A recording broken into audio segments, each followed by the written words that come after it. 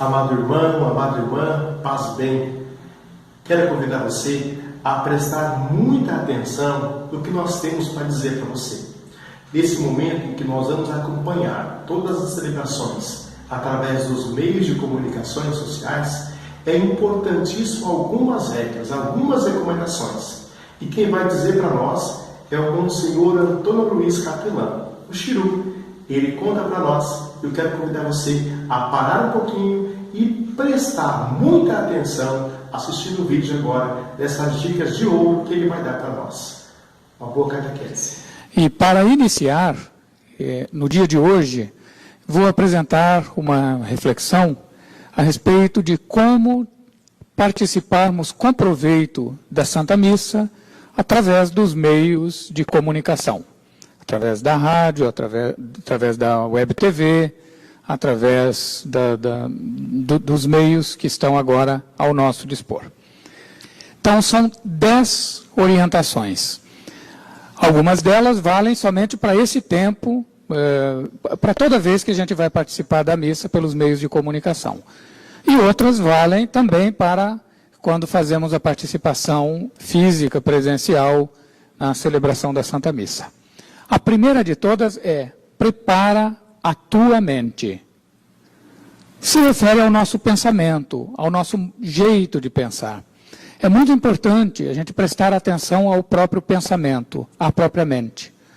Nesse tempo em que se gera uma certa ansiedade nas pessoas, se divulgam tantas notícias, principalmente pelo WhatsApp, que é uma ferramenta que popularizou, democratizou, por assim dizer, as comunicações de modo extraordinário, a ansiedade pode levar as pessoas a ficar surfando em notícias, acumulando muitas informações, lendo coisas que já sabe, atrás de novidades o tempo todo, e a própria mente daí entra como se fosse num rodamoinho de preocupação, e isso pode ir gerando um mal-estar muito grande.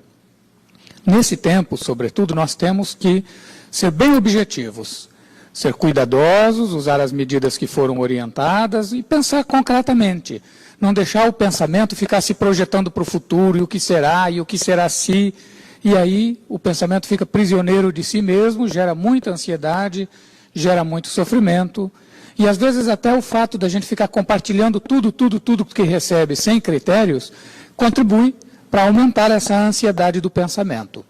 Então, participar da Santa Missa pode nos ajudar a pôr em ordem os pensamentos, a serenar, a entrar em paz no pensamento.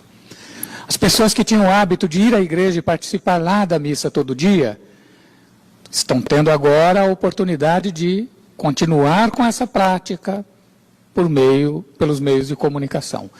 Pessoas que nem tinham esse hábito, tinham a vontade de fazer isso, mas por causa do ritmo de vida, por causa do dia a dia, do vai e vem, não tinham a possibilidade. Agora, com essa parada, com essa quarentena que vai se impondo, passa a ter essa possibilidade, é uma novidade. E outras pessoas que talvez até nem pensavam em fazer isso, em participar da missa a cada dia, sabendo que é possível e tendo tempo para isso, começam então a praticar a missa cotidiana, a missa diária. Então tudo começa com preparar a própria mente, fazer escolhas, organizar o próprio tempo, estabelecer algumas prioridades e reservar o tempo para a Santa Missa.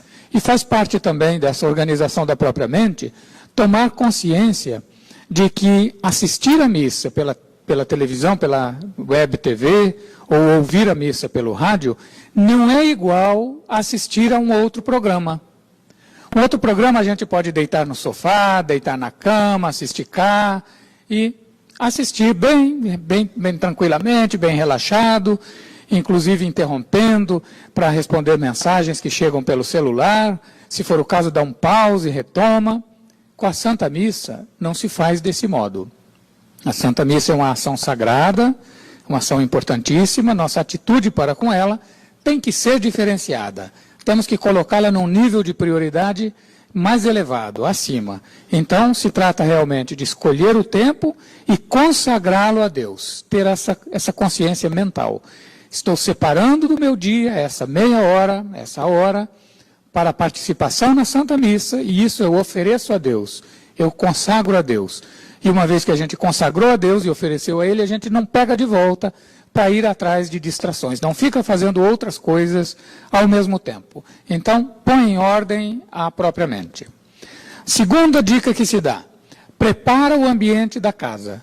Se eu vou assistir a Santa Missa na sala, organizo um ambiente próximo à televisão, uma mesinha, coloco uma toalha sobre ela, uma cruz, a Bíblia, uma imagenzinha de Nossa Senhora ou de outro santo. Nesse tempo quaresmal a gente não põe flor, mesmo na igreja não põe, então em casa a gente não põe também. Mas prepara esse ambiente, esta mesa, como um oratório, para que aquele sinal mais marcante, bem presente diante de nós, nos ajude desse modo a sintonizar com o que vamos fazer. Então a gente prepara bem a casa. Terceira dica. A terceira dica é, a gente tenta partilhar isso com outras pessoas que estejam conosco em casa. Se há mais alguém em casa, não custa fazer o convite. Mas não fazer o convite também em cima da hora. Essa pessoa também vai ter que se preparar, por isso a gente combina bastante antes. E então a gente, desse modo, evangeliza. Associa mais uma, duas, três pessoas que vivem conosco a essa consagração a Deus, a esse momento de espiritualização e de aprofundamento da nossa fé. Em seguida, então, a gente prepara o próprio espírito. Diferentemente da preparação da mente, que é uma questão de prioridades, de organização do tempo, de fazer escolhas, a preparação do espírito é uma atitude de recolhimento. Um pouquinho antes de começar a Santa Missa, a gente já entra num outro ritmo, já começa a entrar num outro clima. Quando a gente sai de casa para ir a uma igreja, ao sair de casa, a gente já começa a entrar nesse clima.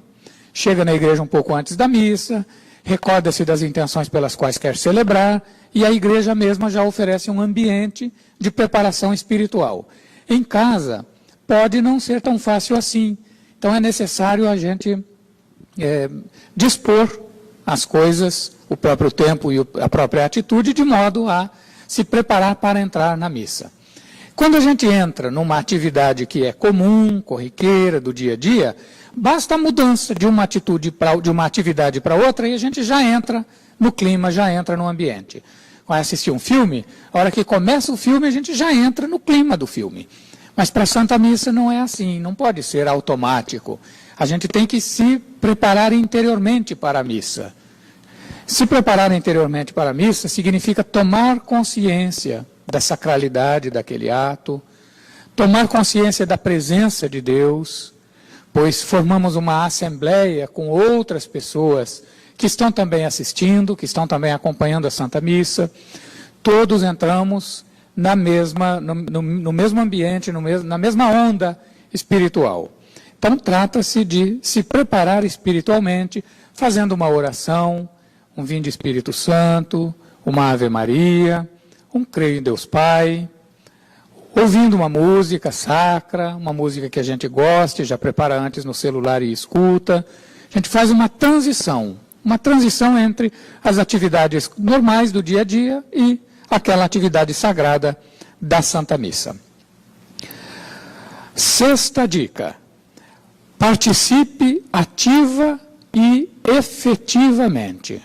A participação ativa consiste em ter as posições corporais adequadas. No momento de ficar em pé, a gente fica em pé. No momento de se assentar, a gente se assenta. No momento de se ajoelhar, sendo possível, a gente se ajoelha, faz os sinais físicos, os gestos, os ritos, todos os ritos a gente acompanha fazendo fisicamente diante da televisão, do computador, do celular, porque não é para o aparelho que a gente está fazendo isso, é para Deus que está presente, porque nós estamos reunidos em seu nome, estamos unidos e, segundo sua promessa, Ele está no meio de nós. Se houver canto na celebração, a gente acompanha o canto, enfim. Participação ativa consiste exatamente nisso. Um nível mais profundo de participação ativa da Santa Missa significa a gente procurar pensar naquilo que diz e pensar naquilo que faz.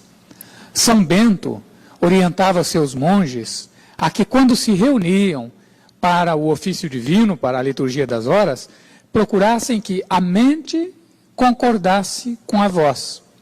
Claro, a gente não vai dizer tudo o que pensa, é uma oração comunitária, é uma oração da igreja.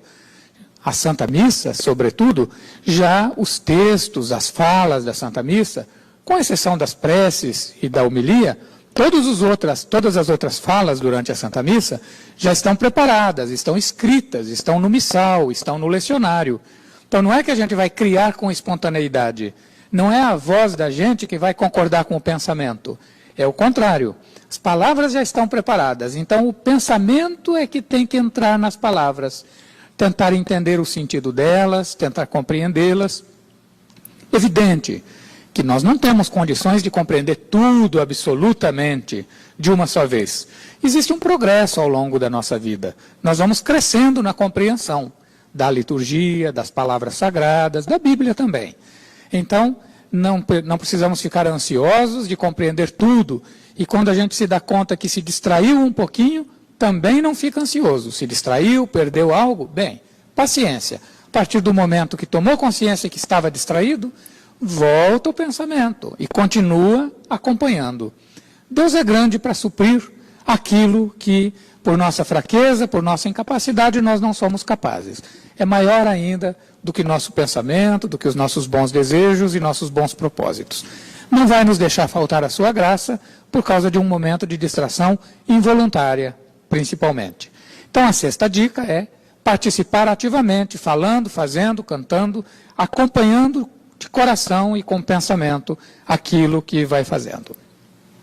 A sétima dica, prestar bastante atenção na liturgia da palavra. Às vezes, a gente cai na tentação de pensar que a parte importante da Santa Missa é só a parte eucarística. E, sobretudo agora, porque pelos meios de comunicação a gente não faz a comunhão sacramental, faz a comunhão espiritual, a gente fica esperando a hora em que o bispo, em que o cardeal, em que o padre eleva a hóstia santa, o cálice com o precioso sangue de Nosso Senhor, para fazer aquela adoração olhando. É verdade, é um momento sublime. Mas o mesmo Jesus que está presente na hóstia santa é aquele que fala conosco no momento em que ouvimos a sua palavra.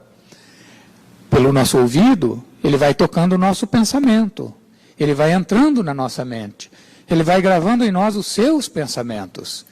Então, é o mesmo Cristo que a gente recebe na palavra e na Eucaristia, de formas diferentes, mas é o mesmo verbo de Deus, é a mesma palavra de Deus, que é o Cristo Senhor, como nos ensina São João no início do seu Evangelho.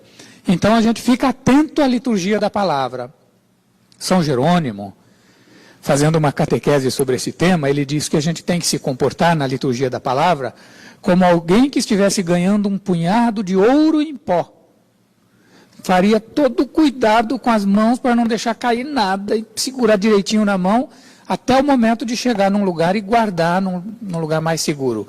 Assim, durante a liturgia da palavra, também nós cuidamos-nos para que da nossa parte não falte o esforço de recolher todas as palavras de Deus. É muito bonito que no livro de Samuel se fala, a respeito do jovem Samuel, que ele ia crescendo e não deixava cair por terra nenhuma das palavras do Senhor. Essa é a nossa atitude também durante a liturgia da palavra. Não deixar cair por terra. Cair por terra significa fazer ouvidos surdos ao que Deus está falando. Não. É verdade que depois o cardeal, o padre, vão explicar, vão fazer uma homilia breve nos dias de semana, um pouco mais longa, aos domingos, e aquilo vai nos ajudar a compreender, a entrar no entendimento da palavra. Mas isso não dispensa de que antes, enquanto vamos ouvindo, vamos também nós nos entregando para aquela palavra que vamos ouvindo. Então, a sétima dica é valorizar bastante a liturgia da palavra. A oitava dica se refere à liturgia eucarística. Nós bem sabemos que é dentro desta grande oração da igreja, oração eucarística, que acontece a consagração do corpo e sangue de Nosso Senhor, o oferecimento a Deus do precioso dom de seu Filho que Ele faz para nós, e a súplica de que a Eucaristia faça pleno efeito em todos os comungantes, que comungam sacramentalmente ou que comungam espiritualmente.